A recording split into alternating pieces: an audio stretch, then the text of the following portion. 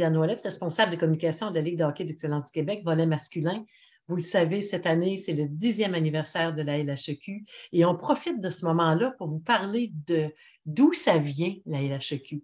On se souviendra qu'il y avait 3 ligues de développement qui existaient au niveau provincial et il y a quelqu'un un jour qui a eu l'idée de rassembler ces ligues-là et de proposer une ligue provinciale pour les joueurs de hockey de premier niveau. Alors, j'ai invité M. Yves Sigouin, l'ancien président de la Fédération québécoise de hockey sur glace, qui, lui, fait partie des membres fondateurs et même plus loin que ça. Il fait partie des membres penseurs de mettre une ligue comme ça sur pied. Bonjour, M. Sigouin. Bonjour, Diane. Vraiment un plaisir d'être avec vous aujourd'hui. Merci d'avoir accepté cette rencontre.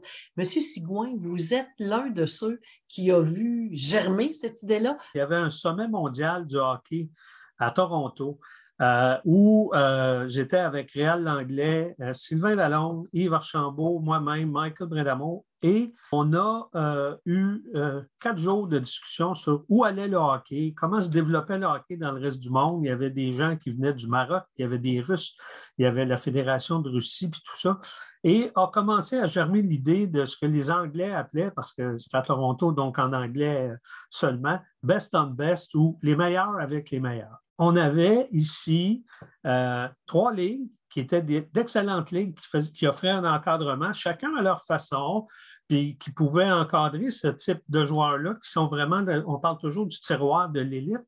On s'est dit, ça serait donc plaisant de pouvoir mettre tout ce monde-là en compétition les uns contre les autres, diminuer le nombre d'équipes si nécessaire, de façon à ce que les meilleurs jouent avec les meilleurs et pratiquent avec les meilleurs, parce que ce n'était pas seulement le but d'en faire une ligue pour le bien, le plaisir de jouer, mais aussi de s'entraîner jour après jour avec les meilleurs, ce que tu ne peux pas faire nécessairement si tu joues pour l'équipe de ta région seulement puis qu'ils en ont juste une. Donc, le conseil d'administration s'était penché là-dessus avec le département hockey, puis c'est ce qu'on pensait que ces joueurs-là, donc notre tiroir supérieur de l'élite, méritaient une ligue provinciale qui leur permettrait de se développer plus rapidement. On a même scindé les premières années des deuxièmes années de façon à ce qu'une deuxième année puisse évoluer vraiment dans son groupe d'âge.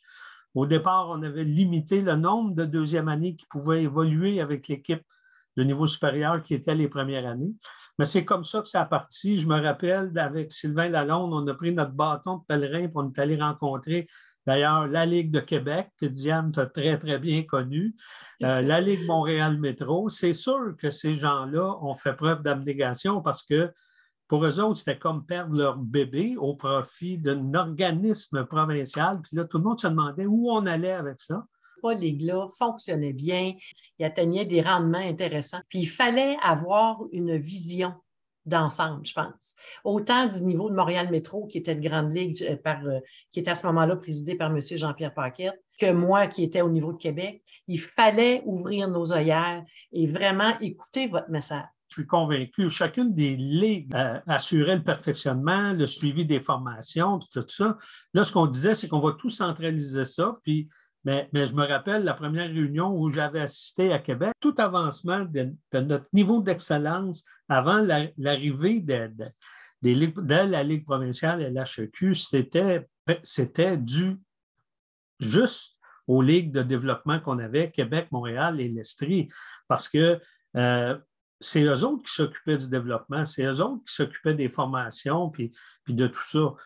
Quand on a ramené ça au niveau provincial, bien, ça devenait plus facile et ceux qui faisaient moins de développement ou de formation parce que la Ligue n'avait pas la mainmise sur l'ensemble des joueurs et des régions, ça a fait en sorte qu'eux, ils ont dû monter leur niveau d'un cran et rejoindre ceux qui étaient les plus performants à ce niveau-là. Donc, c'était au niveau du développement du joueur, je pense on était rendu à prendre cette décision-là et ce n'était nullement un désaveu des ligues existantes. C'était juste pour s'assurer qu'on donnait un coup de pouce à ces gens-là qui portaient le développement au bout de leurs bras. Ça n'a pas été facile. J'avoue que la première rencontre téléphonique où on avait 31 personnes sur la ligne et ça a été fait de façon téléphonique, vous avouerez que ça a été une assez longue période où tout le monde parlait un peu. On a essayé de mettre des conditions gagnantes. On a dit on va envoyer toutes les équipes au tournoi Pee-Wee.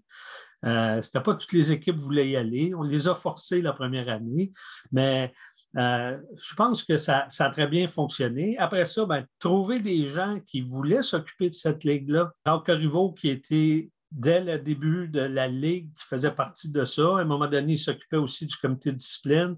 On avait un poste qui restait à combler. Diane, aux communications, on avait un poste qu'on ne parvenait pas à combler.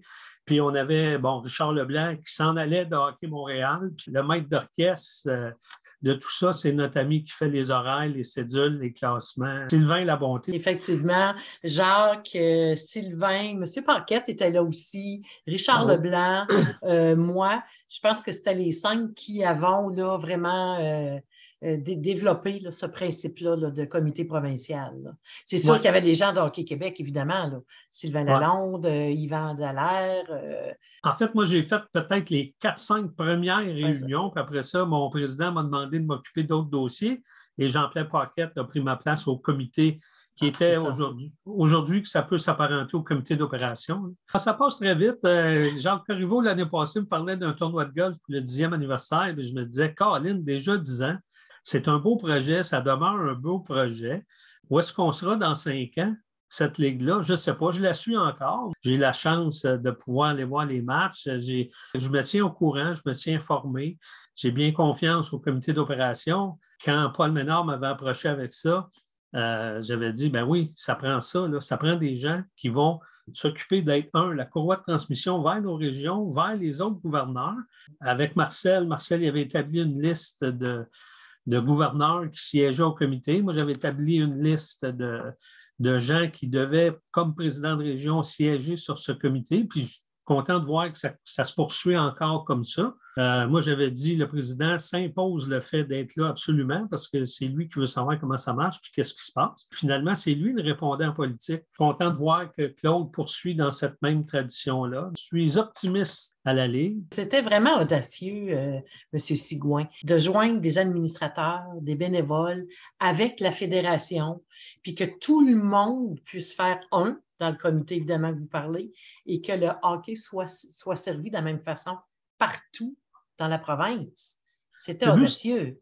Le but, c'était vraiment ça. Ça n'a pas toujours été facile.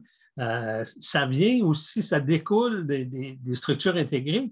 Ça non plus, ça n'a pas été facile, mais on savait que les structures intégrées amèneraient à la formation d'une ligne espoir qui serait un peu plus grande que juste Laurentides-Lanaudière, Montréal, puis les autres, chacun chez eux.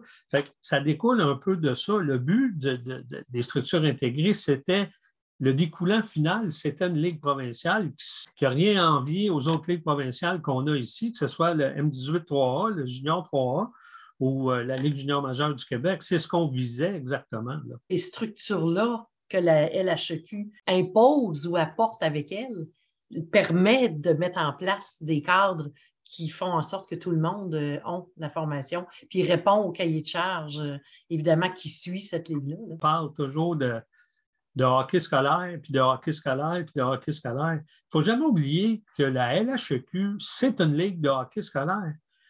Au-delà de 90 %, les premières équipes de hockey scolaire, la LHEQ avait ça. Des fois, je parlais avec le ministère, puis il parlait de hockey scolaire, puis je lui disais, n'oubliez pas, la LHEQ, c'est la plus importante ligue de hockey scolaire.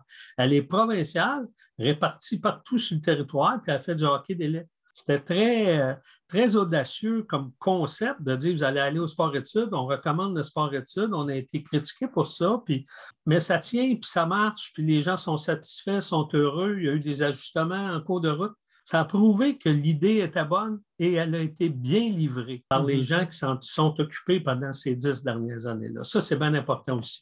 Les gens ont pris de la Ligue à cœur, ils ont pris le bébé et sont partis avec. Le bébé, aujourd'hui, il y a 10 ans, puis un jour, le bébé sera adulte. Puis peut-être que la structure aura changé, peut-être qu'il y aura un commissaire. Ce qu'on cherchait à faire, c'était de standardiser le niveau élite de la province de Québec, qui soit traité de la même façon que tu viennes d'Amos en Abitibi ou de Sept-Îles. Je pense que ça a été atteint. Puis c'était ça le point le plus important. Mais le hockey, ça demeure le plus beau sport qu'on ne peut pas avoir.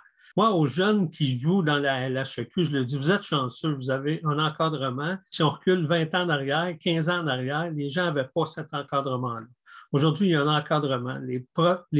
Vos entraîneurs sont quasi professionnels de l'entraînement. Vous avez la chance d'avoir des skills coach, vous avez la chance d'avoir, puis des programmes sur lesquels travailler à chaque phase de l'année, qui culmine avec le championnat Chevrolet. Vous allez voir, vous allez attirer du monde partout, les gens vont aller vous voir. C'est la grande région de Montréal, c'est possible qu'il y ait beaucoup de monde qui se déplace pour aller vous voir. Fait à vous, les joueurs, d'abord, je voudrais vous souhaiter une bonne fin de saison, puis vous espérer que tout aille pour le mieux dans les séries éliminatoires de la Ligue, ainsi qu'à la Coupe Chevrolet. Aux parents, je leur dis un grand merci de faire confiance à l'organisation avec laquelle ils travaillent, ils ont à travailler dans leurs régions respectives. Que ce soit, encore une fois, d'un bout à l'autre du Québec, les structures sont en place, les bénévoles sont en place, ça ne fait pas votre affaire, vous avez le moyen de vous plaindre. Soyez partie prenante de ce beau projet-là qui est la LHEQ. Vos enfants sont là. Et je regardais, j'ai un petit tournoi ici, M15 3A, ici à Montréal-Est, puis j'avais la chance d'être le président d'honneur. J'ai assisté à peu près à tous les matchs 3A, non pas 3A élite, mais 3A. Et je regardais la qualité des entraîneurs qui sont là. C'est des gars qui ont coaché junior majeur, junior 3A, midget espoir dans le temps. Puis là, aujourd'hui, ils sont là, puis ils travaillent avec nos plus jeunes. Puis je trouve ça merveilleux. Le hockey, ça demeure un sport. Faites confiance aux gens qui sont en place. Je vous le dis, je les connais. Ils travaillent fort, puis ils travaillent pour le bien et l'avancement de vos jeunes. Bien, merci beaucoup, M. Sigouin, de vous avoir accordé ce temps-là. Merci, Diane. Bonne fin de saison.